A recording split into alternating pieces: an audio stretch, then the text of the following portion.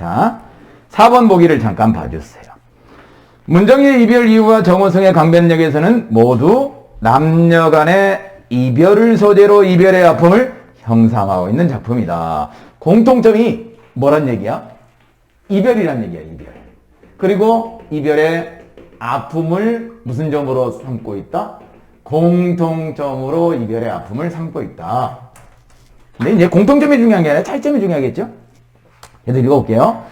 두 작품 모두 이별한 화자의 내면한 심리를 드러내면서 이별한 사랑에 대한 화자의 사랑을 드러내고 있다는 공통점을 가지고 있으면서도 여기다 밑줄 그어야 되겠지. 뒤에다가 이별에 대응하는 상이한 양상과 인식을 드러내겠다. 이게 중요한 거지. 그치? 차이점이 중요한 거지.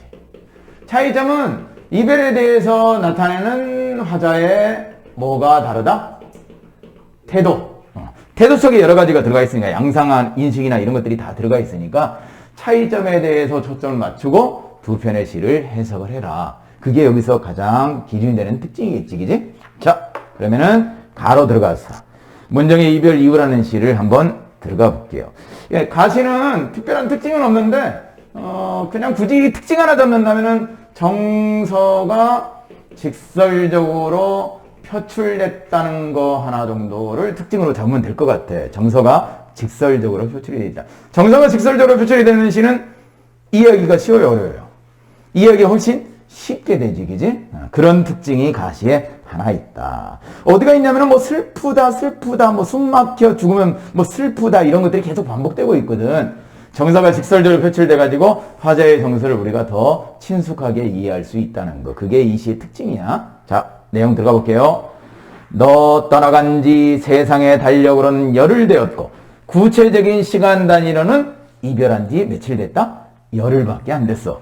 근데 내 피의 달력으로는 10년이 되었대? 여기다 초점 또 맞춰야 되겠지? 자, 뭐의 달력으로는? 피의 달력으로는 몇 년의 세월이 흘러갔다? 10년의 세월이 흘러갔다. 이거는 구체적인 시간 단위가 아니지요. 뭐의 시간이야? 마음속의 시간이니까 심리적 시간이 되겠지? 근데 심리적 시간이 이만큼 오래됐다는 거를 부풀려가지고 얘기하는 건데 여기 이 부분에 피의 달력이라는 피가 무슨 의미를 상징하고 있을까? 왜 하필이면 달력을 피로 표현을 했을까? 그걸 우리는 한번 생각해 보자는 얘기지, 그지? 피는 이 사람이 그만큼 사랑의 아픔으로 인해서 뭐를 받았다는 얘기야. 뭐를 받았다? 고통을 받았다는 얘기지. 그래서 피의 달력으로 10년이라는 세월을 얘기한 것 같아요. 내 피의 달력으로 10년이 되었다. 내가 슬픈 것은 내가 없는데도 밤 오면 잠들어야 되고 끼니 오면 입안 가득 밥알을 떠넣는 일이다. 자, 이 연에서 이 사람의 태도를 좀 읽어낼 줄 알아야 되는데, 자, 화자는 일단은 뭐를 인정한 거야? 이별을 해가지고 그 사람을 못 만나는 걸 인정한 거야. 그러니까 이 사람은 이별을 인정한 거지. 근데 이별을 인정하긴 했지만 그 사람을 있는 거는 인정하지 않았다는 얘기지. 이별을 했는데 내가 그 사람이 없어도 일상생활을 전과 같이 할 것을 생각하면 가슴이 찢어지게 아프다는 얘기지. 내가 사랑의 아픔을 잊어버리고 옛날하고 똑같이 평범한 생활을 하는 것 자체가 나는 슬프다. 그게 두렵다. 이런 얘기지. 옛날 옛적 그 사람 되어가며 그냥 그렇게 너를 잊는 일이다. 옛날 옛적 그 사람에다가 밑줄 그어볼까? 옛날 옛적 나는 그 사람이 되어가면서 너를 잊는 것 자체가 너무 두려워. 그러면 옛날 옛적 그 사람은 뭔데? 그 사람은 사랑하는 사람을 만나기 전이야, 만난 후야? 만나기 전이 되겠지? 그러면 사랑하는 사람을 만나기 전에는 사랑의 감정이 있었을까, 없었을까? 없었겠지? 그럼 사랑하는 사람 만나기 전에 상태로 돌아가는 게 두렵다는 얘기는 그 사람을 잊어버리고 사랑의 감정이 사라져버리는 게 두렵다. 그런 얘기겠지, 그지? 그 사람 되어가면 그냥 그렇게 너를 잊는 것이다. 이 아픔 그대로 있으면 그래서 숨 막혀 나 죽으면 원도 없으리라. 너하고의 추억은 잊고 싶다, 잊고 싶지 않다? 잊고 싶지 않다는 얘기겠지. 이별로 인한 고통이 이 사람한테 크다는 얘기야. 이별에 인한 고통은 커. 근데 사랑하는 사람을 다시 만날 수는 없다는 걸 이 사람이 인정을 하고 있는 거야. 근데 받아들이지 못하고 있는 거지. 인정 자체는 하고 있는 거지, 그지? 그러나 나 진실로 슬픈 것은 언제나 너와 내가 이 뜨거움은 너와 내가 어땠던 시절? 사랑했던 시간, 너와 내가 슬퍼했던 시간, 이 시간마저도 까맣게 시간이 지나면 뭐한다? 잊어버리는 것이다. 그러니까 이 사람은 사랑의 아픔으로 인해서 아픔에서 헤어나오지 못하고 있는 건 맞지만 시간이 흘러가면 결국은 그 사람을 뭐 한다는 걸 인식하고 있지? 잊는다는 걸 인식하고 있지. 그거 자체가 이 사람은 더 슬프다. 그런 얘기지. 그래서 가시의 화자의 태도는 사랑하는 사람하고의 이별을 인식은 하고 있지만 그 이별로 인해서 그 사람을 잊어져 간다는 것, 잊혀져 간다는 것 자체가 슬프다는 것을 이 사람이 걱정한다는 것. 거기다 초점 맞춰서 가시를 해석하면 될 것 같아요. 그 다음 두 번째 시를 들어가 볼게요. 정호승 시인은 소외된 사람들에 대한 관심을 이야기한 시를 많이 쓰는 사람인데 이 사람이라고 해서 무조건 뭐 그런 시만 쓰는 건 아니고 이 시는 이별하고 관계된 시야. 이 시는 나시는 특정한 공간에다가 초점을 맞춰가지고 시를 이해하면 될 것 같아. 이 특정한 공간이 그 제목에 나와 있네. 무슨 역? 강변역이라는 특정한 공간이 있어. 이 특정한 공간을 중심으로 시상이 전개되고 있으니까 거기다가 초점을 맞춰가지고 시를 이해하면 될 것 같아요. 자, 들어가 볼게요. 여기도 뭔가 반복되는 게 있네요. 뭐를 기다리다가? 너를 기다리다가 반복돼. 가에서도 계속 반복되는 게 있었을 텐데 뭐가 반복됐죠? 나 슬픈 것은 뭐뭐하는 일이다. 이렇게 반복되는 거 보였죠? 그지? 가에서 반복하고 나에서 반복하고는 약간 틀려. 가의 반복은 2연하고 마지막 연을 봐봐. 마지막 연을 보면은 2연에서 나 슬픈 것은 뭐뭐하는 일이다. 요런 구조가 2연에 한 번 있거든? 그리고 마지막 연을 보면은 그러나 뒤에 봐봐. 또 있어. 나 슬픈 것은 뭐뭐하는 일이다. 이런 구조 있어 없어? 있지요? 그러면 가의 반복이 되긴 됐는데 가의 반복은 구조가 반복되는 거잖아. 이거는 무슨 구조 반복이라고 그래? 무슨 구조 반복? 통사구조 반복이라고 하지. 단순한 반복이 아니지, 그지? 구조가 통으로 반복되는 거지, 그지? 그 다음에 나에서는 구조보다는 그냥 단순한 반복. 단순한 반복. 뭐가 반복되죠? 너를 기다리다가. 요게 계속 반복되고 있지. 너를 기다리다가 오늘 하루도 마지막 날처럼 지나갔다. 처음에 이 사람의 태도가 나오네. 너를 기다렸어. 그럼 너하고의 뭐를 받아들이지 않겠다는 얘기지? 이별을 받아들이지 않겠다는 얘기지. 너하고 이별을 받아들이지 않고 너를 이 장소에서 계속 기다리는 거야. 오늘도 계속 기다렸다는 얘기죠? 오늘도 마지막 날처럼 지나갔다. 너를 기다리다가 사랑도 인생이라는 것을 깨닫지 못했다. 여기 이 부분이 중요한데 사랑도 인생이라는 것을 나는 깨닫지 못했어. 그럼 사랑도 인생이라는 게 뭔데? 사랑도 인생이 흘러가는 것처럼 사랑도 뭐한다? 잊혀져 간다는 걸, 잊어져 간다는 걸 깨닫지 못했다는 얘기야. 이 사람은 이별을 받아들인 거다, 안 받아들인 거다? 받아들이지 않은 거다. 태도상의 차이점이 보이죠?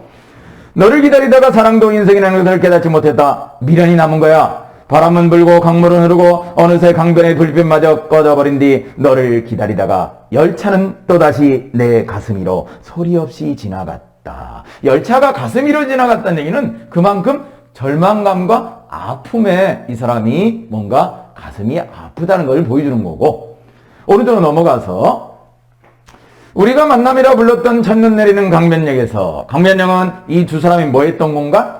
만났던 공간. 이 두 사람이 뭐를 이루었던 공간? 사랑을 이루었던 공간. 우리가 만남이라 불렀던 첫눈 내리는 강변역에서 내가 아직도 너를 기다리고 있는 것은 나의 운명보다 언제나 너의 운명을 더 슬퍼하기 때문이다. 나보다 너를 더 걱정하기 때문에 이 강변역에서 너를 끝까지 기다린다는 얘기야. 그 언젠가 겨울산에서 저녁별들이 흘리는 눈물을 보며 우리가 사랑이라 불렀던 바람 부는 강변역에서. 자, 다시 한번 정리하자 얘들아. 자, 강변역이라는 이 공간은 과거의 의미의 공간하고 현재의 의미의 공간이 다르겠지. 과거는 이 두 사람이 더 뭐 했던 공간? 만남을 이뤘던 공간이고 사랑을 이뤘던 공간이야. 근데 현재는 이 사람이 있어 없어? 없지요? 그리고 이 사람은 여기서 혼자서 뭐하고 있는 거야? 기다리고 있는 거지. 그러니까 이 현재는 재회를 소망하는 의미의 공간. 그런 의미의 강변역이겠지, 그지? 강변역에서 나는 오늘도 우리가 물결처럼 다시 만나야 할 날을 생각했다. 화자는 마지막까지 뭐에 대한 소망을 포기하지 않았지? 재회에 대한 소망을 포기하지 않았지?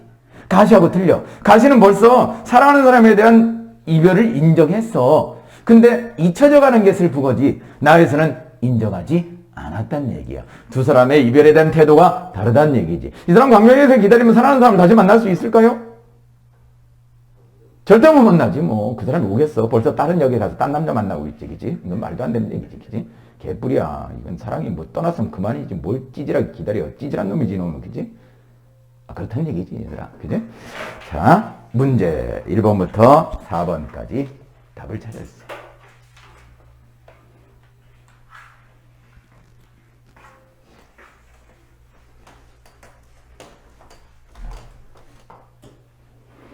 자, 두 편의 시 감상을 했고 문제를 풀어봤어요. 이 두 편의 시는 태도상의 차이점만 초점을 맞추고 시를 해석하면 된다는 거. 1번 볼까요? 가와 나의 공통점으로 가장 적절한 것은, 이거는 선생님이 미리 설명을 했어. 가에서도 반복이 나오고 나에서도 반복이 나온다는 거. 몇 번? 3번 정도가 답이겠지, 그지? 유사한 시구를 반복하여 주제의식을 드러내고 있다는 거. 그 다음에 2번. 기억 미음에 대한 이해로 적절하지 않은 것을 물어봤어. 니은을 볼까? 그래서 숨 막혀 나 죽으면은 원도 없으리라. 너와의 이별로 인한 괴로움에서 벗어나고 싶은 게 아니라 그 사람을 잊고 싶지 않다는 얘기지. 그래서 2번이 틀리고, 3번. 가의 화자 입장에서 A의 의미를 추론한 내용으로 가장 적절한 것은, 가의 화자는 초점을 어떻게 맞추고 있지? 세월이 흘러가면 그 사람을 뭐 하게 된다는 게 슬프다? 잊게 된다는 게 슬프다는 걸 인식하고 있잖아. 그럼 그 사람의 입장에서 A를 해석하면은, 사랑도 인생처럼 세월이 흘러가면 뭐 하게 된다? 잊혀져 가게 된다. 그래서 몇 번? 4번 정도로 가장 연결되는 답을 가야 되겠지. 4번.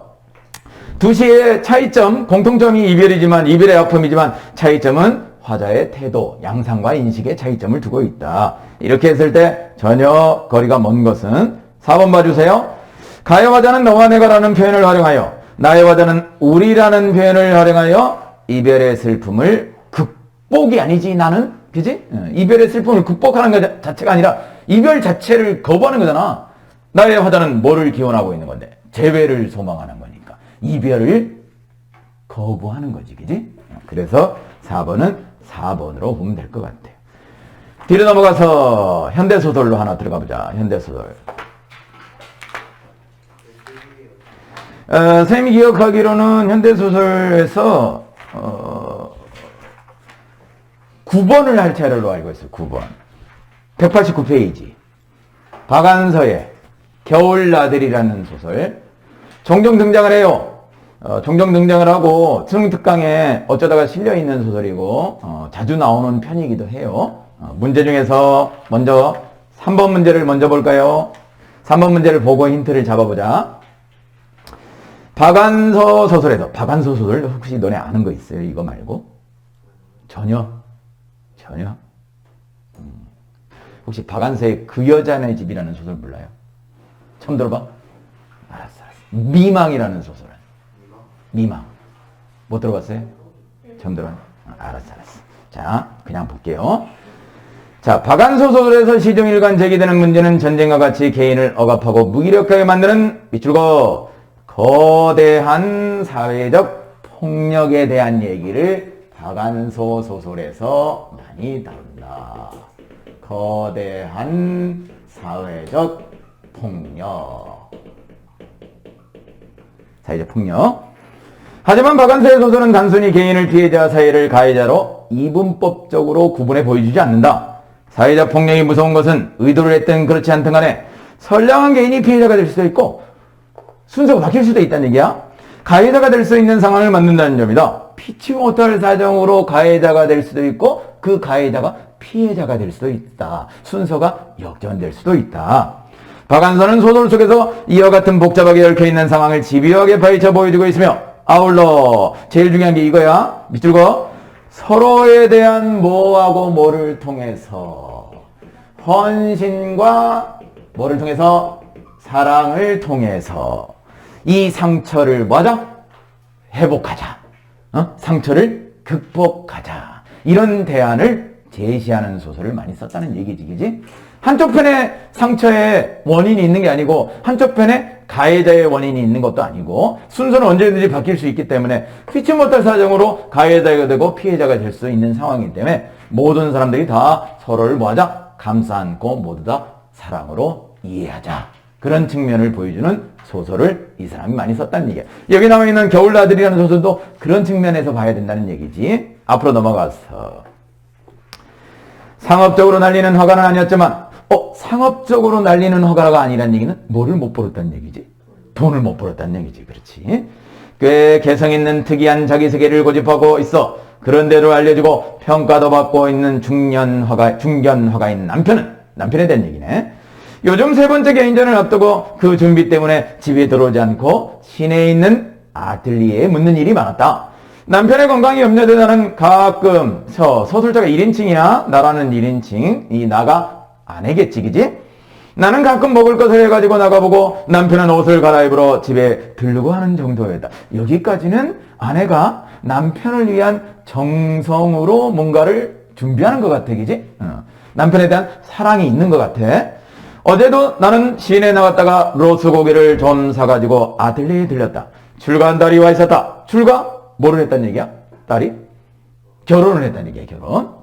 출가한 딸이 와 있었다. 남편은 출가한 딸을 모델로 그림을 그리고 있었다. 극도로 단순한 동화한 풍경이나 동물을 즐겨 그릴 뿐 인물이 남편의 그림에 등장하는 걸 거의 본 적이 없는 나는 저기 놀랐다. 일단 첫 번째 놀란 거는 남편의 그림 속에 등장하는 대상 때문에 놀란 거야. 인물화를 전혀 그리지 않았는데 인물화를 그렸다는 거에 대해서 첫 번째 놀랐고, 그 다음에 그리고 그 인물화는 남편의 종래 화풍과는 전혀 다른 끔찍하도록 섬세하고 생생하고 사실적인 그림이었다. 여기서 하나 우리가 의심을 해봐야 될 단어가 하나 있는데, 얘들아, 그림이 섬세하고 생생하고 사실적일 수는 있어. 근데 그 그림에 대한 인상을 그 앞에 어떤 수식어구를 통해서 표현하고 있지?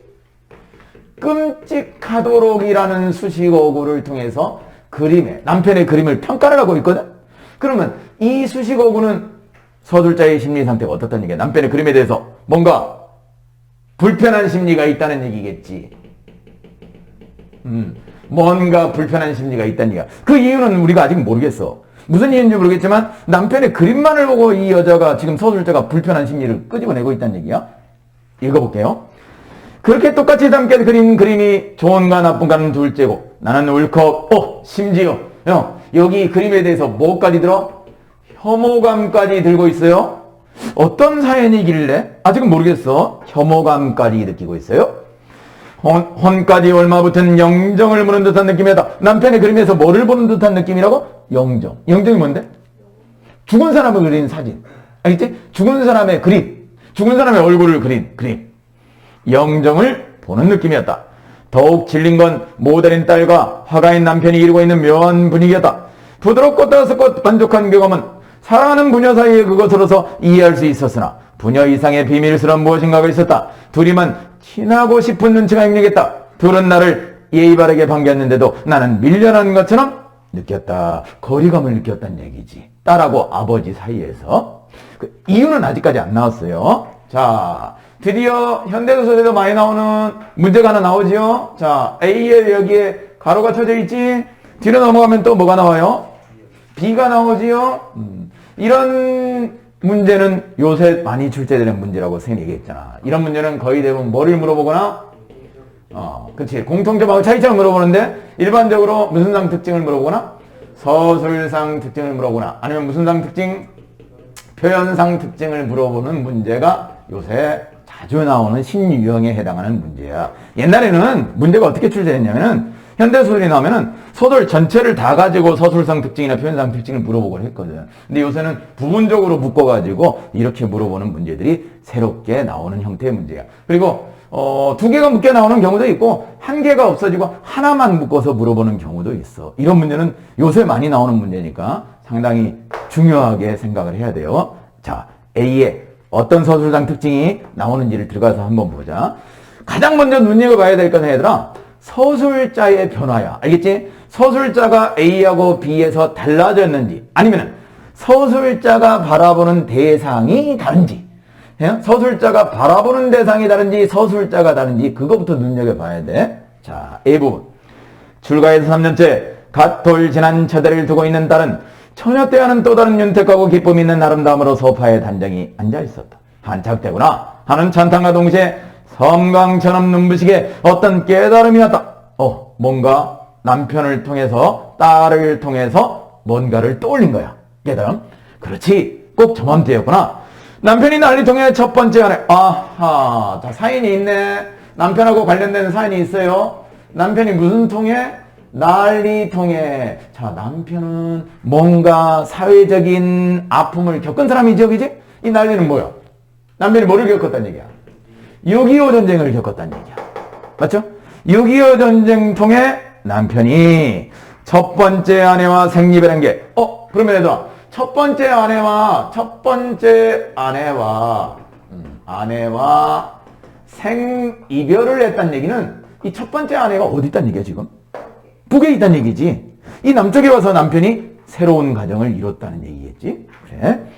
첫 번째 아내와 생이별한 게 꼭 첫 번째 아내가 지금 딸만한 나이 때였구나 하는 깨달음은 나에게 얼마나 충격적이었던가.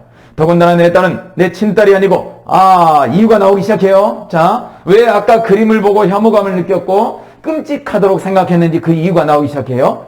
남편의 딸이 내가 낳은 친딸이 아니란 얘기야. 그럼 남편은 그 딸을 보고 누구를 생각했을 가능성을 생각하는 거지? 전처를 생각했을 가능성을 물론 여기 이 A 부분은 누구의 기준에서? 서술자인 나의 기준에서 모든 거를 판단하고 있다는 거. 맞죠? 서술자인 나의 기준에서. 더군다나 딸은 내 친딸이 아니고 남편과의 첫 번째 아내의 사이에서 난 딸이었다. 딸은 엄마를 닮은 몸이다. 남편은 딸을 통해 이북에 두고 온 당시의 아내의 모습을 되달랬음에, 그지? 서술자가 생각하기에 딸이 첫 번째 아내하고 얼굴이 똑같이 생겼나 봐. 그럼 그 딸의 그림을 그리면서 누구를 떠올렸을 것이다? 아내를 떠올렸을 것이다. 그럼 그 아내의 그림을 사진으로 그리는 모습을 보고 이 아내가 상처를 받은 거지요. 남편은 딸을 통해 이북에 두고 온 당시에 아내의 모습을 되달렸음에 틀림없었다. 나는 그 여자보다 훨씬 손아래, 나이가 어렸지만 지금 옆에서 볼품없는 꼴로 늙어 가는데 그 여자는 남편의 가슴속에 지금의 딸의 모습처럼 빛나는 젊음과 아름다움으로 간직돼 있었구나. 왜? 얘들아, 첫 번째 아내는 북에 있잖아. 그 얼굴을 봐, 못 봐? 못 보지요. 그러니까 남편의 머릿속에는 젊었을 때의 모습만 살아있을 거 아니야. 그러니까 그거마저도 질투의 대상이 된다는 얘기지. 질투가 독사대가리처럼 고개를 드는 건 느꼈다. 여자의 질투를 위해선 휘어잡을 머리채가 마련되어 있어야 하는 법이다. 그러나 나는 지금 누구의 머리채를 휘어잡을 수 있단 말인가? 휘어잡을 머리채가 어디에 있어? 북에 있다는 얘기야. 전처가 북에 있죠, 그지? 질투의 대상이 없는 거야, 지금. 나는 점잖게 예사롭게 굴 수밖에 없었고 그건 여간만 고통스러운 게 아니었다. 발산시키지 못한 질투심은 서서히 여지껏 온통 헛산 것 같은 허탈감으로 배신감까지 느끼게 됐다는 얘기지. 이 배신감으로 인해 서술자가 이제 삐져가지고 여행을 하게 되는 거야. 그게 이 소설의 제목인 겨울나들이겠지. 여행을 통해서 서술자가 어떤 큰 깨달음을 얻고 다시 집으로 돌아오는 구조를 가지고 있어. 중략 부분의 줄거리. 남편과 딸에 대한 배신감에 혼자서 겨울여행을 떠난 나는 온양의 호숫가 여인숙에서 쉼없이 도리질을 하는 노파와 시어머니인 노파를 헌신적으로 봉양하고 있는 아줌을 만나 밑줄 그어봐. 도리질의 사연을 듣게 된다. 밑줄 그어주세요. 자, 현재 기점으로 나들이를 갔다가 거기에서 하룻밤 먹는데 그 집에 며느리하고 시어머니의 이야기를, 과거 이야기를 듣게 돼. 그러면 이 소설의 구조가 하나 떠오르지요? 이야기 속에 이야기가 들어가는 무슨 식 구성이 취해져 있다는 거? 그렇지. 액자식 구성이 들어가 있다는 거. 요거 하나 체크하고. 당연히 이 속에는 거기에서 만난 시어머니하고 며느리에 관계된 이야기겠지. 그 시어머니하고 며느리가 어떤 상처를 받았는지에 대한 이야기가 나오겠지요. 자, 내용 들어가 볼게요. 난리가 났다고는 하지만 난리가 바로 뭐야? 이 두 사람도 무슨 전쟁하고 관련된 상처가 있다는 얘기야. 6.25 전쟁하고 관련된 상처가 있다는 얘기지. 난리가 났다고는 하지만 순박하던 마을 사람들이 무슨 도척의 영신이라도 쓴 것처럼 서로 죽이고 죽는 것 외에는 대포소리 한번 제대로 난 적이 없던 마을에 벼랑간 비행기가 날아와 기총소사와 폭탄을 쉴 새 없이 퍼붓고 앞산 뒷산에서 총소리가 며칠 계속해 콩복듯이 나더니만 이어서 죽은 듯한 정적이 왔다. 집속에서 쥐 죽은 듯이 처박혀있던 마을 사람들 하나둘 조심조심 고개를 내밀었다. 재빨리 움츠러들었다. 아직은 서로의 대화를 꺼리고 있었다. 시골 마을에 이 빨갱이가 자주 등장을 했어. 등장을 해가지고 인민군들의 특징이 뭐냐면은 그 시골 마을에서 많이 배운 사람이 아니라 못 배우고 가난한 사람들을 끌어내가지고 그 팔에다가 뭐를 찾아? 인민군들이 완장을 찾아요. 그럼 그 완장을 찬 사람들이 뭐를 얻은 거야? 권력을 얻은 거잖아. 평상시에 그 마을에서 그 사람이 대접을 받았을까 안 받았을까? 못 받았겠지? 그런 사람이 완장을 차게 되면 뭐를 휘두르게 돼? 당연히 권력을 휘두르게 되겠지? 자기를 평상시에 못 살게 하고 자기들한테 대접을 하지 못했던 돈 많거나 아니면 땅을 가지고 있던 지주 같은 사람들을 재판을 하게 되는 과정이 생기게 되지. 그럼 그 사람들을 뭐 하게 되기도 할까? 죽이게 되기도 하겠죠? 피바람이 부는 거지. 그런 일을 빨갱이들이 일부러 의도적으로 만들어낸 거지. 그런 일이 이 마을에서도 일어났다는 얘기야. 그러면 그런 일이 나면 서로를 믿게 돼? 서로를 의심하게 돼? 서로를 의심하게 되지. 그런 상황이 있었다는 얘기죠. 아직은 서로의 대화를 꺼리고 있었다. 빨갱이가 물러갔다는 증거도 안 물러갔다는 증거도 없었다. 그쪽에 붙어서 인민군 쪽에 붙어서 빨갱이 쪽에 붙어서 새도 부리던 패거리들의 모습은 안 보였지만 인민위원회가 쓰던 이장집마당 기대꽂이엔 아직도 그쪽 기가 벌럭대고 있었으니 말이다. 그쪽 기는 누굴 기회를 얘기하는 거야? 빨갱이. 인민군들의 깃발을 얘기하는 거야. 그럼 이 마을은 누구들의 점령지였다? 인민군 빨갱이들의 점령지였다. 넘어가서 이런 어중간하고 모호한 때 벌써 성질이 급한 남편 밑 읽어볼까요? 자, 이 이야기 속에 등장하는 남편은 인민군이 지배하고 있던 이 마을에 숨어 있었어. 딴 데가 숨어 있었단 말이야. 그러다가 인민군이 물러갔다는 정보를 듣고 다시 찾아온 거란 말이야. 그럼 남편이 어떤 쪽에 서 있었던 사람인가 알 수 있겠지. 어떤 쪽? 얘들아, 인민군의 반대쪽이 누구야? 그래, 국군 쪽이지. 그지? 국군 쪽에 남편이 서 있었단 얘기지. 그러니까 이 마을에서 숨어가지고 딴 데에 가 있는 거지. 여기에 남편의 부인이 한 사람, 이 사람이 며느리인데 며느리가 시어머니만 봤다면 훈련을 시킨 거야. 누가 물어봐도 누가 와서 뭔가를 대답하라고 요구해도 무조건 뭐를 흔들어라? 고개를 흔들어라. 이런 훈련을 시어머니한테 계속 시켰던 거야. 그 훈련이 불행한 결과를 초래하게 되는 일이 일어나지요. 서울이 이미 수복됐는데 제까지 것들이 여기서 버텨다 봤자 며칠을 더 버티겠냐는 거였다. 덮어댄 이미 김장배추를 간 뒤였지만 울타리엔 기름이 잘잘 흐르는 애호박이 한참 잘 연 찬바람 내기였다. 아침 이슬을 헤치고 뒤는 애호박을 따갔던 시어머니가 벼란간 찢어지는 소리를 했다. 뭔가 사건이 터진 거야? 몰라요. 정말 난 모른단 말이에요. 시어머니 입에서 이 소리가 나왔다는 얘기는 시어머니가 뭔가를 위협당했다는 얘기죠. 뭔가를 자기 아들하고 관련된 사건에 얽매였다는 얘기지. 소름이 쭉 끼치고 간담이 서늘해지는 처참한 비경이었다. 자, B에서 대상이 바뀌었어. 얘들아, 그녀도 서술의 대상이 바뀌었다. A에서는 누가 서술의 대상이었지? 내가 서술의 대상이었어. B에서는 그녀라는 대상으로 바뀌었지요. 그녀도 뛰어나가고 그녀의 남편까지도 엄격하게 뛰어나갔다. 잠깐 아무도 분별력이 없었다. 저만치 뒷감 모퉁이에 폐잔병인 듯 싶은 지치고 남난 인민군이 서너며 일제히 총뿌리를 시어머니에게 겨누고 있었다. 그들도 놀란 것 같았다. 너무 큰 소리로 소리를 지르니까 이 폐잔병들이 더 놀란 거지.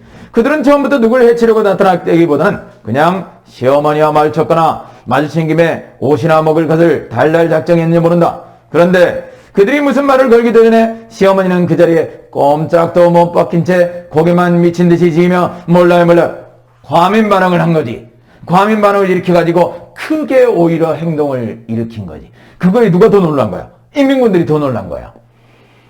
딴 사람같이 드높고 세된 소리로 되풀이했다. 배잔병 중 한 사람의 눈에 살기가 번뜩이는가 하는 순간 총이 그녀의 남편을 향해 난사됐다. 그녀의 남편은 처참한 모습으로 나덩그라지고 그들도 어드런디 도망쳤다. 이런 일은 일순간에 일어났다. 누가 죽어버린 거야? 남편이 죽어버린 거지. 누가 가장 큰 죄책감을 안고 살아갈 수밖에 없을까? 시어머니가. 시어머니의 몰라요 소리에 인민군들이 놀라서 총을 난사해서 자기 아들이 죽은 거잖아. 그럼 시어머니의 죄책감이 제일 크겠지. 자기 때문에 아들이 죽은 거니까.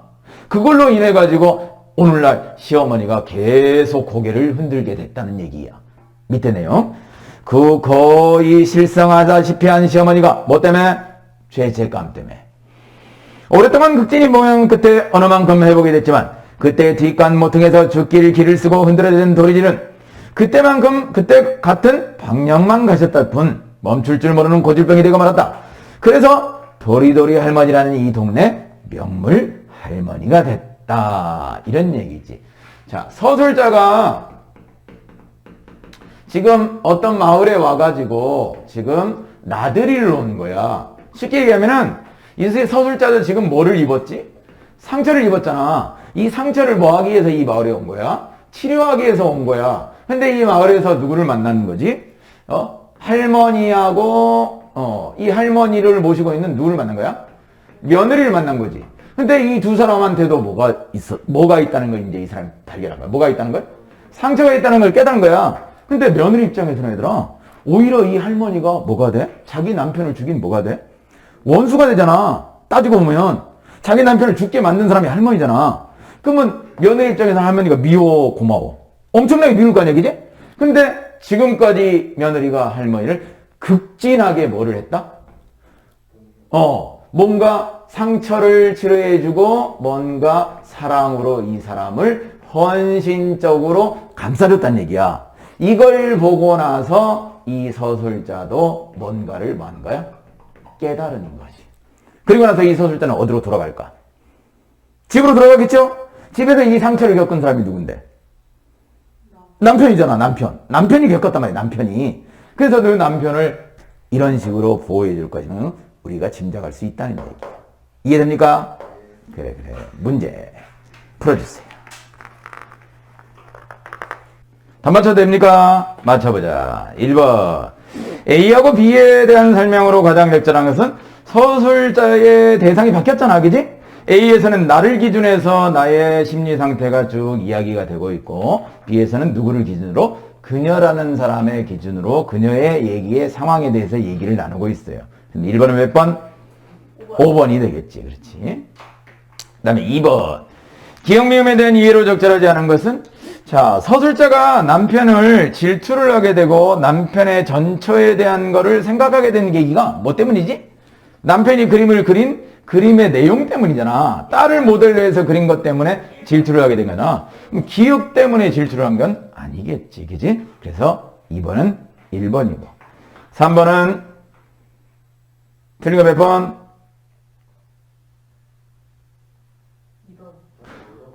아니 2번이 틀리지. 2번이 왜 틀려? 2번이 왜 틀리냐고. 나. 2번 틀려. 나가. 그래, 내 남편이 6.25 전쟁 중에 받은 상처지. 내가 왜 상처를 받아? 나는 전쟁이 끝난 후에 남쪽으로 내려와서 만난 사람이니까 6.25 상처하고는 직접적인 관련이 없는 사람이지. 그죠? 3번은 2번으로 체크를 해주세요. 넘겨서, 뒤로 넘겨주세요. 오늘 4편 봐야 돼. 4편. 진도가 좀 느려서 4편 봐야 돼요. 그지? 진도가 느려서요. 뒤에 공서록에 명랑한 밤길이라는 소설이 하나 나오는데 이 소설은 거기 4번 보기를 잠깐 봐주세요. 4번. 우리나라에 1990년대에 외국인 노동자들이 대거 등장을 하기 시작을 했어. 대거 들어와가지고 값싼 노동력을 바탕으로 우리나라 사람들이 이제 그 사람들을 고용해가지고 임금을 주고 부려먹었는데 우리나라 사람들은 천성적으로 얘들아 이 베트남이나 저 필리핀에서 이렇게 온 키 작고 얼굴 시커멓고 이런 사람들을 좀 어떻게 보는 경향이 있어요? 좀 무시하고 좀 뭔가 깔보는 경향을 보이는 경우가 있거든. 그래서 옛날에 공장 같은 데서 외국인 노동자를 고용하면은 심지어는 외국인 노동자들의 돈을 임금을 떼먹기도 하고 안 주기도 하고 그 사람들이 뭔가 산업재해 같은 걸 겪어도 나 몰라라고 보상도 안 해주고 이런 일들이 옛날에 비일비재하게 일어났잖아. 물론 요새도 그 사람들에 대한 대우가 많이 달라진 건 아니지만 그래도 옛날보다는 좋아졌지. 옛날에는 그 사람들한테 엄청나게 안 좋은 대우를 했다는 얘기야. 그 시절에 관계된 얘기가 여기 나와요. 자, 읽어볼게요. 1990년대 이후 우리 공동체의 필요에 의해 외국인 이주 노동자가 급격히 유입되고 있으며 4번 보기. 이들은 점차 우리 공동체 문화에 적응하고 있습니다. 따라서 편견에 근거한 행동은 지양하고 편견을 없애버리고 인간에 대한 존중과 타자에 대한 이해를 바탕으로 소수자들이 존중하는 것이 우리 공동체를 발전시키는 방법이라고 할 수 있습니다. 이러한 관점에서 명랑한 밤길에서 등장인물이 보이는 태도에 이야기해 봅시다. 가장 핵심은 세 번째 줄이죠. 밑줄 거나 인간에 대한 존중과 타자에 대한 이해를 바탕으로 소수자들을 뭐하자? 존중하자. 이게 이 소설에서 이야기하고자 하는 내용이겠지. 그 사람들도 똑같은 뭐다? 사람이다. 똑같은 사람으로서 그 사람들을 뭐 해줘야 된다? 존중을 해줘야 된다. 그런 이야기를 하는 소설. 자, 앞으로 넘어가서 본문 들어갈게요. 현송아, 본문 보자. 아홉국과 된장 종기와 고추 3개가 동그만이 놓인 저녁밥상이다. 집안 형편이 그리 좋은 거는 아닌 것 같아, 그지? 아홉국에 된장 종기에 고추 3개. 수저를 들려다가 문득 토마토밭 쪽에 뭔가 산뜻한 게 어른거린다. 나는 다시 질퍽한 마당으로, 서술자가 마찬가지로 1인칭이야. 나는 다시 질퍽한 마당으로 급하게 내려섰다. 방울토마토가 딱 2개 빨갛게 익어있다. 빨간 방울토마토 2개가 올라오니 적막한 쓸쓸한 저녁밥상에 꽃등 2개가 켜진 것 같다. 비유적 표현이네. 꽃등 2개에다 밑줄 그어보자. 꽃등 2개는 뭐를 비유한 거야? 뭐를 비유한 거야? 아니, 마당에서 뭐를 따와가지고 밥상에다 올려놓으니까 거기에 빨간 꽃등 2개가 켜진 것처럼 보였단 얘기야. 그럼 이게 뭘 비유한 거야? 토마토. 맞죠? 토마토. 빨간 방울토마토 2개를 가운데 놓고 모녀는 드디어 한없이 느리기만 한 숟가락질을 시작했다. 이 두 사람이 모녀 관계인데 두 사람이 대화가 없어. 그리고 두 사람이 밥숟가락을 들면서 느리기만 한 숟가락질을 시작했다는 얘기는 밥을 느리게 먹는다는 것보다는 이 어머니의 태도에 초점을 맞춰야 돼. 어머니가 병에 걸려 있거든. 무슨 병? 치매에 걸려 있어서 이 서술자가 어머니를 뭔가 모시고 있는 상황이야. 어머니가 어떻게 될지 모르니까, 그지? 그 다음, 연세가정의회는 토요일이면 오후 3시에 문을 닫는다. 그럼 서술자가 얘들아, 연세가정의원에 다니는 사람이랑 알 수 있는데, 서술자의 직업은, 나라는 사람의 직업은 뭐야? 간호사야, 간호사. 알겠지? 간호사. 의사는 이미 퇴근하고 나와 수아가 막 병원문을 잠그려던 순간이었다. 병원문을 잠그고 나서 나는 수아와 함께 면 소재지를 휘감아도는 강변 뚝방길을 좀 걷다가 가게에서 음료수를 사 먹고 집으로 갈 참이었다. 그 뚝방길에서 최근에 수아가 산 MP3 플레이어. MP3 플레이어도 얘들아 이것도 마찬가지로 시대적 배경을 우리가 짐작할 수 있네. 맞죠? 요새는 누가 음악 같은 걸 MP3 플레이어로 들어요? 안 듣지? 옛날 거를 좋아하는 사람도 있을 수 있어요, 그치? 그래, 알았어. MP3 플레이어는 90년대 유행하던 그런 매체거든. 넌 최신 발라드 곡을 들을 수 있을지 모른다. 보면 뚝방길에 벚꽃이 아름답게 피어났다. 그 뚝방길을 수아와 내가 걸어가면 젊은 여자가 귀한 이 고장에, 이 고장이 도시가 아니고 어디라는 거 알 수 있어요? 시골이라는 거 알 수 있지? 여자가 귀하다는 얘기는 이 고장에는 남자들만 많이 있다는 얘기겠지? 시골이야, 시골. 도시가 아니라. 여자가 귀한 이 고장의 젊은 남자들이 눈부시게 우리를 바라볼 것이다. 뭔가 크나큰 착각을 하고 있는 것 같아. 그지? 바람에 울면 수아와 내가 짝 맞춰 입고 나온 하늘색 원피스와 녹색 플레어 치마가 우리들 다리에 부드럽게 이감길 것이다. 그리고 그뿐이다. 우리는 각자 고요한 귀갓길을 서두를 것이다. 그렇지 않으면 수아와 나의 동창이자 선배이자 후배인 이 고장의 젊은 남자들이 우리를 가만두지 않을지도 모른. 이 서술자는 자기들이 상당히 예쁘다고 착각을 하고 있네, 그치? 그리고 남자들이 자기들을 놓아주지 않을 것이라고 크나큰 착각에 빠져있네. 어쨌든 더군다나 이 즈음에 부쩍 눈에 많이 띄기 시작한 외국인 노동자들 일하니 요거는 얘들아 노동자들에 대한 이 서술자의 태도를 알 수 있지. 자, 외국인 노동자들에 대한 서술자의 태도는 긍정적이야, 부정적이야? 부정적이지. 서술자의 태도가 바뀌거든, 나중에. 처음에는 부정적이야. 처음에는. 퇴근길에 농공단지한 플라스틱 공장 사장 만배가 커피 좀 마시고 가라 해서 들어가 본 만배의 일터에서 나는 처음으로 실제로 노동하고 있는 외국인을 보았다. 언제부턴가 야산 밭과 논 위에 가구 공장, 의료기기 공장, 플라스틱 공장들이 지어있더니 그것이 공식적인 농공단지로 지정되었다. 자, 서술자가 살고 있는 지역이 도시가 아니라 어디야? 농촌이야. 근데 이 농촌에 외국인 노동자들이 대거 나타나기 시작했다는 얘기는 농촌이 뭐 되고 있다는 걸 보여주는 거지? 변화되고 있다는 걸 보여주는 거지. 농촌도 무순화의 물결에 물들어가고 있다는 얘기야. 산업화의 물결에 물들어가고 있다는 얘기지. 외국인 노동자들 변해가고 있다는 얘기야. 농공단지 옆에서 만배는 돼지를 한 200도쯤 기르다가 만배라는 사람이 원래부터 공장 사장이 아니었네. 원래는 뭐를 기르던 사람이야? 돼지 기르던 사람이었네. 그러다가 불법 하수 처리건으로 경찰서에 물려가네 어쩌네 곤욕을 치는 뒤에 돼지막을 플라스틱 사출 공장으로 변신시켰다. 그런 다음에 플라스틱 공장 사장이 됐다는 얘기야. 그리고 또 언제부턴가 농공단지 주변에 외국인 노동자들이 들어오기 시작했다. 공장 안은 사출기 들어가는 소리, 플라스틱 찍어내는 소리에 라디오 소리가 진동했다. 기계 소리와 라디오 소리는 제각각 악을 쓰고 곧장 천장 위로 치닫다가 공장 바닥으로 곤두박질을 대고 있었다. 공장에서 나는 소음에 대해서도 뭔가 기분 좋은 느낌은 아니라는 얘기지. 라디오에서 나오는 트로트를 따라 부르며 일을 하던 외국인 노동자 남자가 나를 헐꺽거리자 만배가 침을 뱉듯이 거칠게 쏘아부리쳤다. 만배는 외국인 노동자들을 좋아하는 것 같아? 좋아하지 않는 것 같아? 좋아하지 않고 있어요. 심지어 경멸하는 듯한 태도를 보이고 있어. 무시하고 경멸하는 듯한 태도. 야, 인마 함부로 입맛 다시지 말고 빨리빨리 일해. 자, 만배라는 사장이 여기서 알아둬야 될 거. 외국인 노동자들한테 한 말에서 이 사람들한테 뭐를 다시지 말라는 말을 했지? 그렇지. 입맛 다시지 말라는 말을 했거든? 그러면 이건 누구에 대한 얘기야? 그렇지. 서술자 여자들에 대한 얘기거든. 그럼 여자들에 대해서 이런 표현을 했다는 얘기는 이 만배 자체가 어떤 사람이란 얘기야? 조속한 인물이란 얘기지. 좀 격이 떨어지는 남자란 얘기지, 그지? 그걸 보여주는 거죠. 입맛 다시 말고 빨리빨리 일해.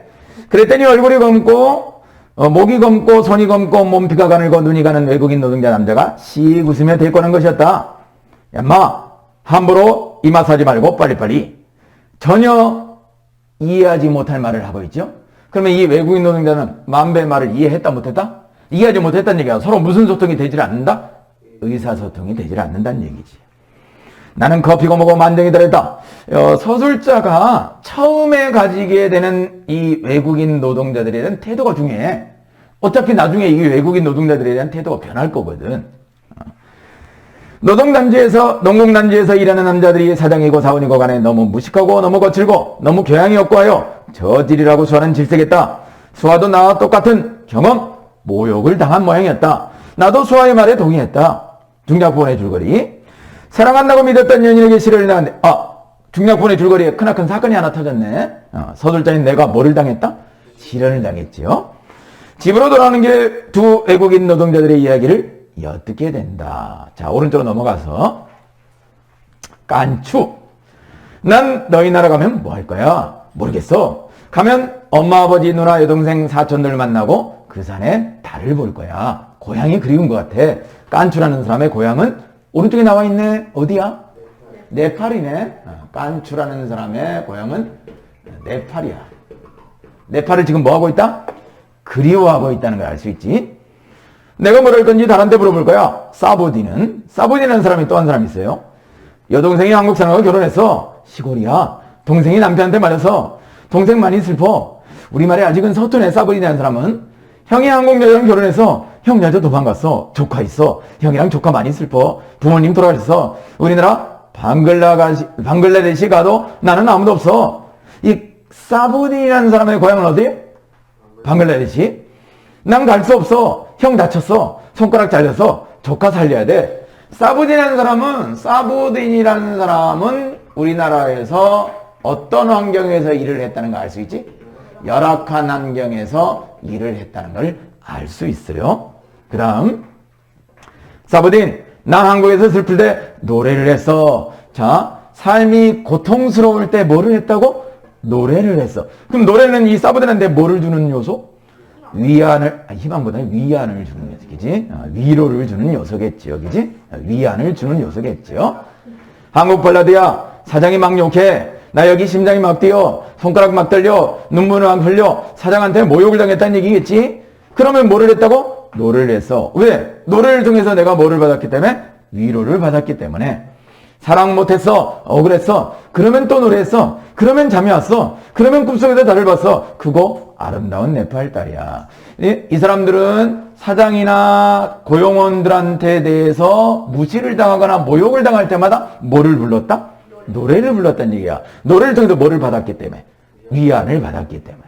깐추가 다시 노래한다. 이 노래가 어디서 많이 듣던 노래인데. 그거 장윤정 딴건 아니에요? 아니, 그거 말고 저 뭐? 가을 우체국 앞에서.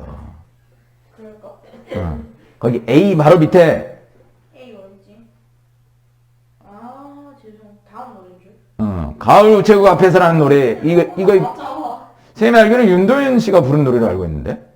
김대명 부르. 어쨌든 자 내용 봐봐. 가을 우체국 앞에서 그대를 기다리다가 노을하는 에이트의 바람에 날려가고 지나는 사람들 같이 저 멀리 가는 걸 보내. 나는 어둠 속에 숨긴 채 또다시 따라했다. 자, 리을 부분 봐주세요. 자, 서술자가 누구의 노래를 따라했지? 외국인 노동자들의 노래를 따라했지? 그러면 이 사람들의 태도에 뭐를 하기 시작했다는 얘기지? 공감을 하기 시작했다는 얘기죠. 뭔가 이해를 하기 시작했다는 얘기지. 화자의 태도가 변하기 시작했어요. 따라 불렀어요. 세상에 아름다운 것이 얼마나 오래 남을까? 한여름 소나기 쏟아져도 굳세게 버틴 꽃들과 지난 겨울룸. 이것도 노래 가사인데, 그지? 사부님도 노래했다. 어머나 어머나 이러지 마세요. 더 이상 내게 이러시면 안 돼요. 이건 장윤정의 노래죠, 그지? 사부님도 어떤 일을 당했다는 거 대충 짐작할 수 있죠? 뭔가 억울한 심정을 노래에 담아서 얘기했을 테니까. 노래소리는 빗소리에 섞여 쌀겨 냄새 가득한 방 안으로 스며들었다. 사부딘, 여기 상추도 있고 고추도 있어. 집에 고추장 있어. 소주는 사해. 삼겹살은 없어. 삼겹살도 사해. 우리 소주 마시자. 좋아. 두 사람이 빗속으로 사라졌다. 여기 이 부분 밑줄 그리세요. 자, 외국인 노동자들이 어떻게 사라졌다? 명랑하게 사라졌다. 이렇게 나와 있거든? 이건 누구의 심정이야? 진짜로 외국인 노동자들이 얘들아 명랑하게 발길을 돌렸다는 얘기가 아니라 그들의 심정이 명랑하다는 얘기 아니야. 누구의 심정이 이렇다는 얘기야? 서술자. 서술자가 외국인 노동자들의 발길을 명랑하게 봤다는 얘기야. 그 다음 사부딘과 깐초가 사라진 길 너머로 내가 지나온 길이 보였다.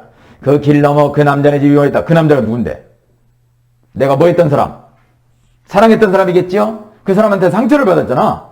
그러면 마음이 지금 더 울적해지겠지요? 겨우 가라앉았던 심장이 다시 격렬하게 요동쳐 오기 시작했다. 나는 노래를 불렀다. 뭐를 받기 위해서? 위안을 받기 위해서. 그렇지? 사랑했나봐. 잊을 수 없나봐. 자꾸 생각나. 견딜 수가 없어. 후회하나봐. 난 널 기다리나봐. 나는 방앗간을 나섰다. 나는 빗속에서 악을 썼다. 눈에서 눈물이 쏟아졌다. 그러나 나는 노래를 불렀다.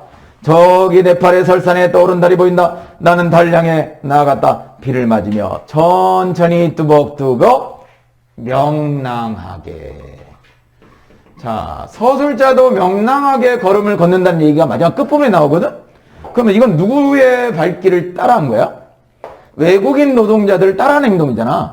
그러면 이거는 외국인 노동자들한테 뭐를? 아까도 얘기했지만 뭐? 공감을 느꼈다는 얘기야. 다시 말하면 무슨 의식을 느꼈다는 얘기지? 연대의식을 느꼈다는 얘기지. 그래서 이걸 통해서 이 사람이 뭐를 극복하겠다는 얘기야? 상처를 극복하겠다는 얘기지. 문제.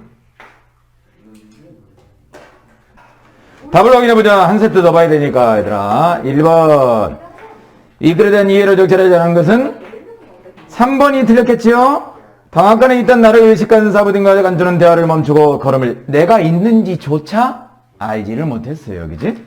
A에 대한 설명으로 가장 적절한 것은 4번 정도가 답이 되겠지? 나의 시선을 통해 다른 인물에 대한 나의 반응, 거기에 외국인 노동자들에 대한 반응과 그 만배라는 사장에 대한 반응, 여러 가지 반응들이 나오고 있어요.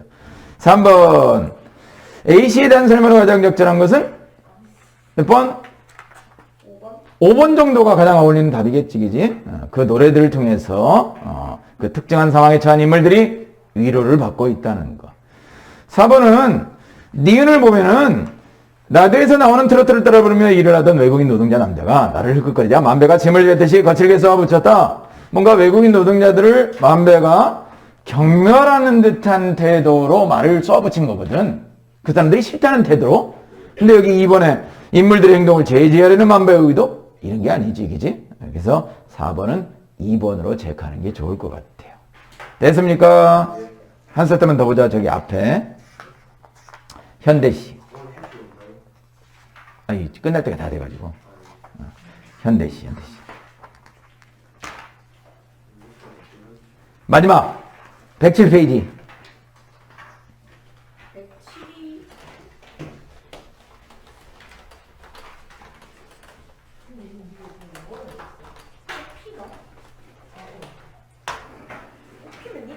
현대시 마지막 세트이기도 하고, 얘들아.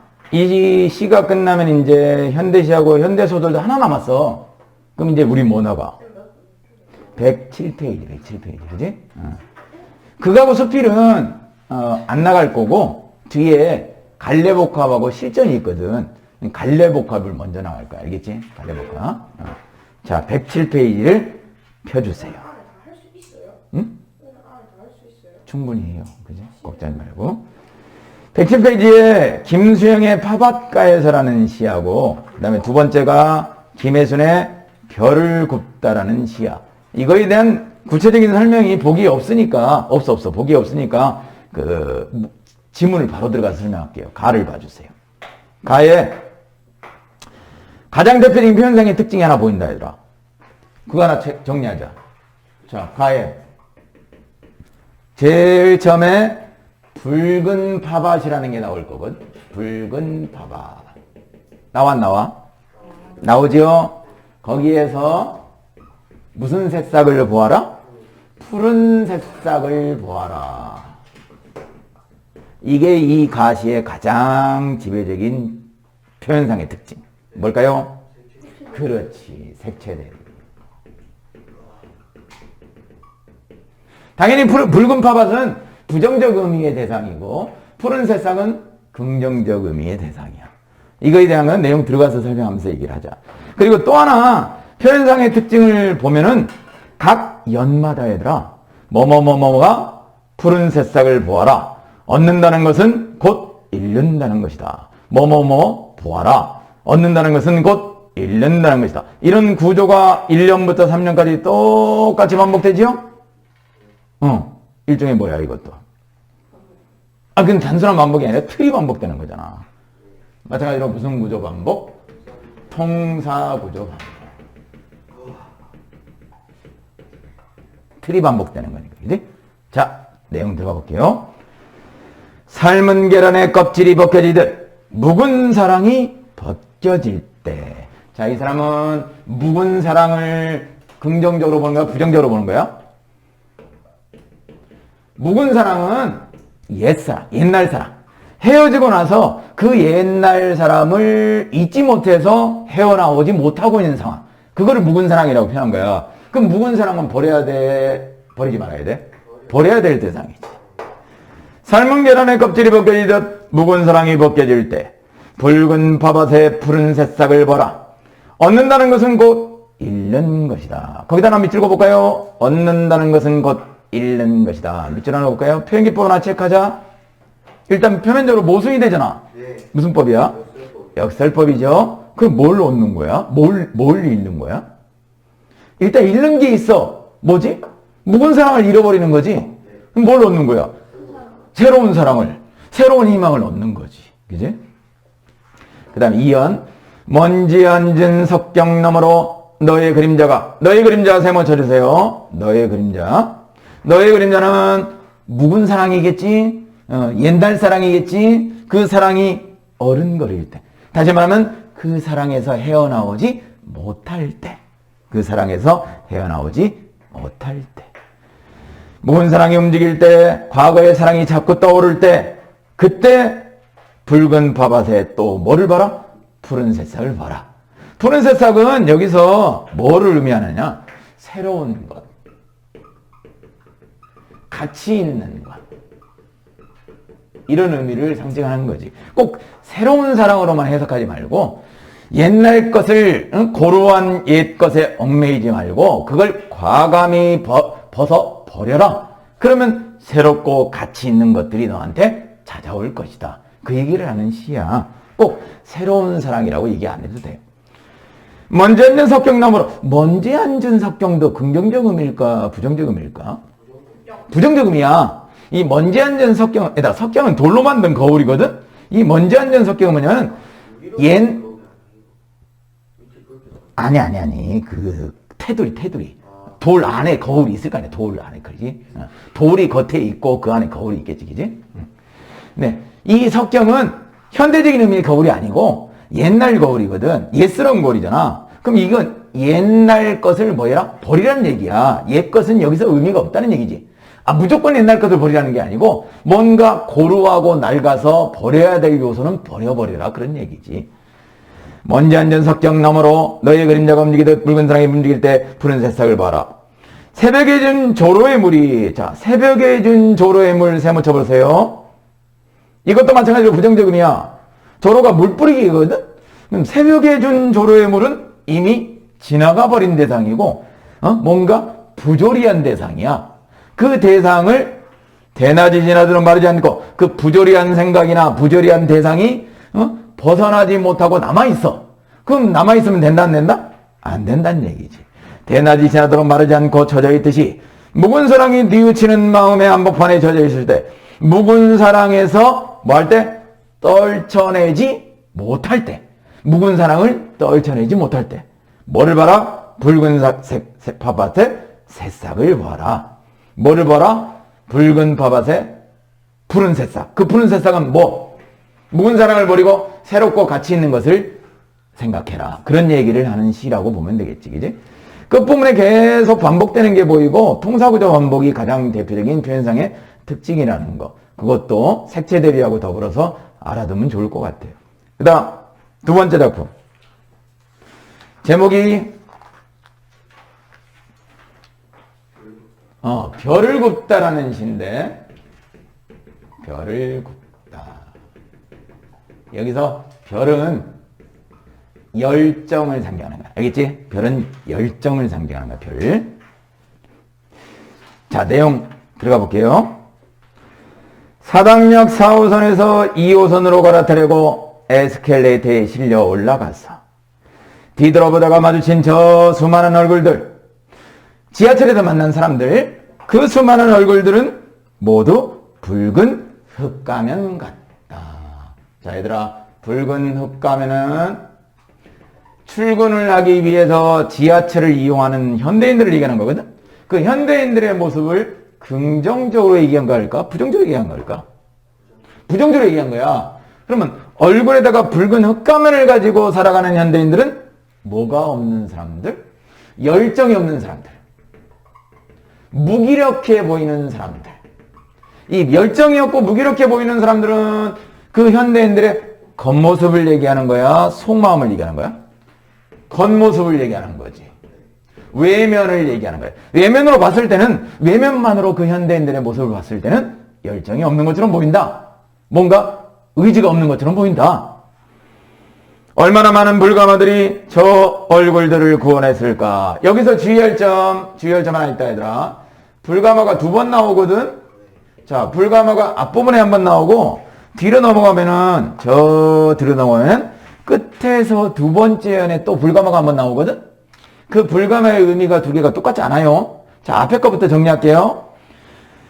얼마나 많은 불가마들이 저 얼굴들을 구원했을까? 이 열정이 없고 무기력한 모습들을 불가마가 구원했을까? 불가마는 지하철을 상징하는 거야. 지하철. 뒤로 넘어가서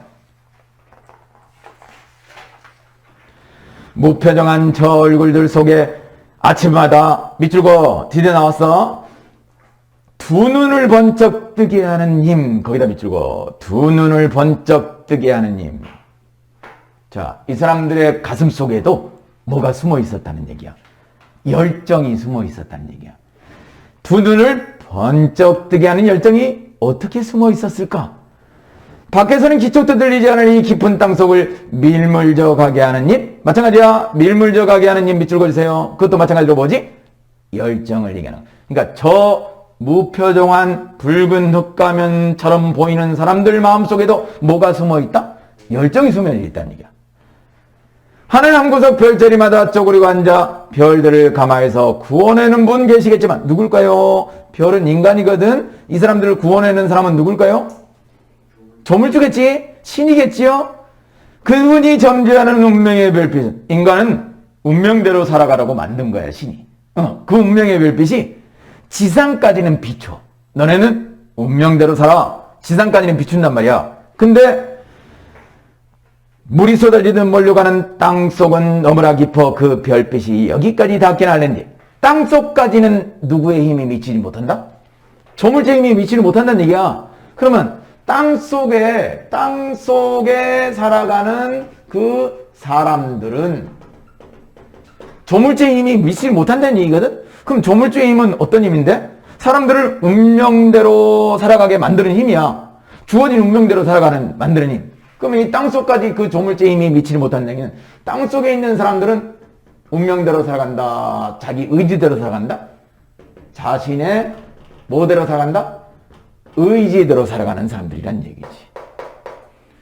조물주가 사람들을 만들 때, 감화해서 사람들을 구원할 때 자기의 뜻대로, 자신의 운명대로 사람들이 굴러가게 만들었어. 근데 이 땅속까지는 그 조물주의 햇빛이, 조물주의 별빛이 비치지를 못한다는 얘기야. 그래서 땅속에서 지하철을 타는 사람들의 마음속에는 뭐가 하나씩 잠재되어 있다? 열정들이 하나씩 잠재되어 있다는 얘기지. 수많은 저 사람들 몸속마다에는 밖에서는 볼 수 없는 뜨거움, 똥함쳐, 뜨거움. 밖에서는 볼 수 없는 뜨거움. 그 뜨거움이 뭔데? 열정. 그렇지. 그 열정이 사람들 마음속에 숨어 있다는 얘기지. 그게 지상에서는 보여, 안 보여? 안 보여. 어디에서 보여? 땅속에서 보인다는 얘기지. 뜨거움이 일렁거리면 보다 저마다 진흙으로 돌아가려는 몸을 일으켜 세우는 불가마 하나씩이 그 사람들 마음속에 숨어 있나 보다? 여기서의 불가마는 뭘까요? 열정이겠지. 그렇지. 열정이겠지. 여기서의 불가마는 열정이겠지. 열정을 하나씩 숨겨주고 살아간다는 얘기야. 저렇듯 10년, 20년, 50년 얼굴을 구워내고 있으니 10년 동안, 20년 동안 인생을 살아가면서 열정적으로 삶을 개척하면서 살고 있으니 모든 얼굴은 뜨거운 속이 굽는 붉은 흙가면인 것 같다.